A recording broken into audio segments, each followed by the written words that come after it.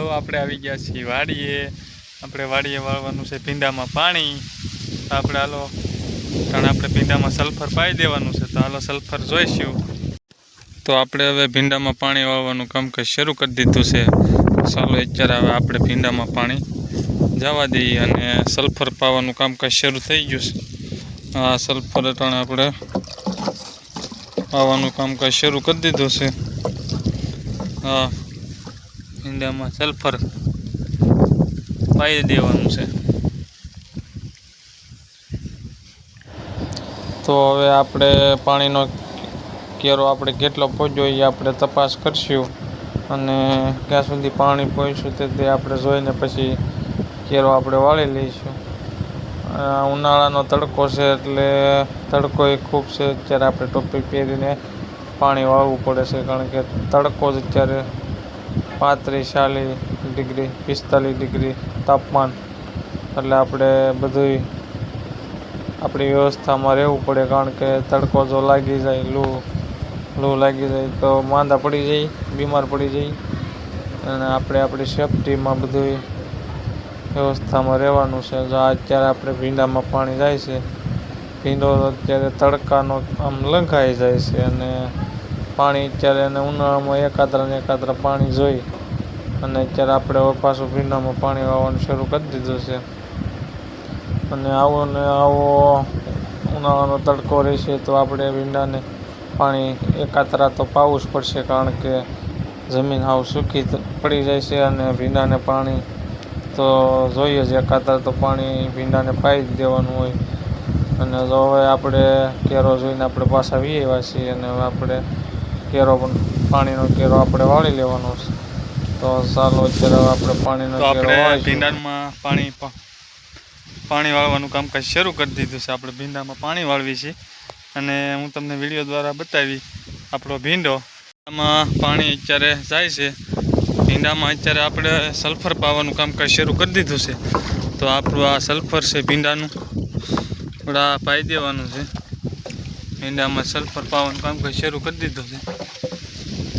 તો તમને હવે હું આ ભીંડામાં સલ્ફર પાવાનું કામકાજ શરૂ થઈ ગયું છે। પાણીનો કેરો ભરાઈ ગયો તો આપણે વાળી લઈશું।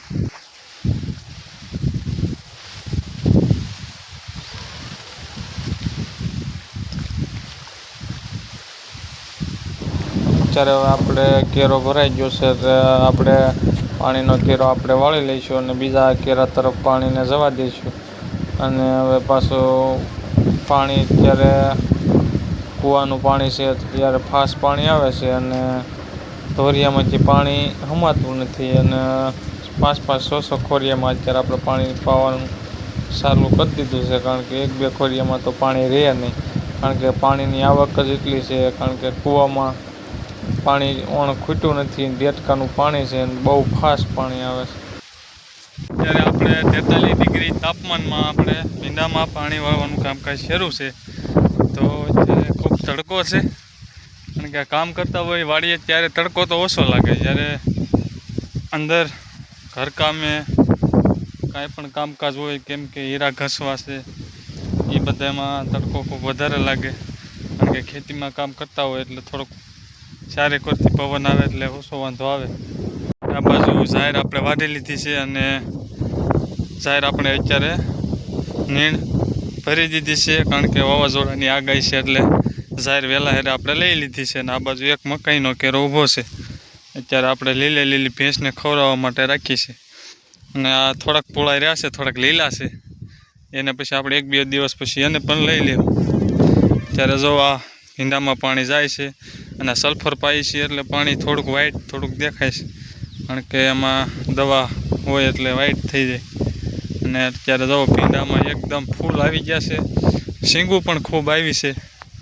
પણ ભીંડો ખાવો હોય તો આપણી વાડીએ આવી જજો। ભીંડો આપણે 1 વીઘાનો ભીંડો આપણે વાવ્યો છે, તો તમારે કોઈ પણ ને ભીંડો આપણો ખાવો હોય તો આપણી વાડી આવી જજો। એકદમ તાજો અને કૂણો સરસ મજાનો એવો ભીંડો। જો મિત્રો અત્યારે આપણે ભીંડામાં પાણી જાય છે અને ભીંડો અત્યારે આપણે ઉતરવાનો ચાલુ થઈ ગયો છે। ત્યારે ભીંડો અત્યારે આપણે માર્કેટમાં 20 થી 25 રૂપિયા કિલો ભાવ આવે છે. તો જુઓ તમે અત્યારે ભીંડાની શીંગું હું તમને બતાવીશું. આવડો ભીંડો થઈ ગયો છે. ખૂબ સરસ એવો ભીંડો છે. ભીંડામાં ખૂબ સરસ એવા ફૂલ આવી ગયા છે. તો હું તમને ફૂલ પણ નજીકથી બતાવીશ. એકદમ સરસ ભીંડો છે આપણો. તમારે ભીંડો ખાવો હોય તો આપણી વાડી આવી જઈજો. અત્યારે આપણે ભીંડામાં પાણી વાળવાનું કામકાજ શરૂ કરી દીધું છે. જોઈ શકો છો તમે વિડીયો દ્વારા. ત્યારે ભીંડામાં અત્યારે આપણે પાણી વાળવાનું કામકાજ ખૂબ જોરદાર શરૂ કરવામાં આવ્યું છે. આ છે આપણી વાડી. આપણી વાડીએ ખૂબ રજાના દિવસે તો બહુ મજા આવે. જ્યારે આપણે હીરામાં રજા હોય ત્યારે આપણે વાડીએ આખો દિવસ ટાઈમ વયો જાય. આપણે કાંક ને કાંક કામ આપણે વાડીએ હોય જ. ત્યારે આપણે ભીંડામાં પાણી વાળવાનું કામકાજ શરૂ થઈ ગયું છે. તો અત્યારે આપણે પાણી વાળવાનું છે. હવે આપણે નીણને એક સાઈડ આપણે ગોઠવી દીધી છે અને વરસાદના કારણે જો કોઈ વરસાદ આવે તો આપણે એને ઢાંકી દઈશું. અને સામે આપણે બાપુજી ભેંસ દોઈ રહ્યા છે. તો આપણે સાંજનો સમય થઈ ગયો છે એટલે ભેંસ દોવાનો ટાઈમ થઈ ગયો છે. નાના છોકરા ખુલ્લા હવામાનમાં રમે છે અને બાપુજીની બધા ભેંસ દોવે છે.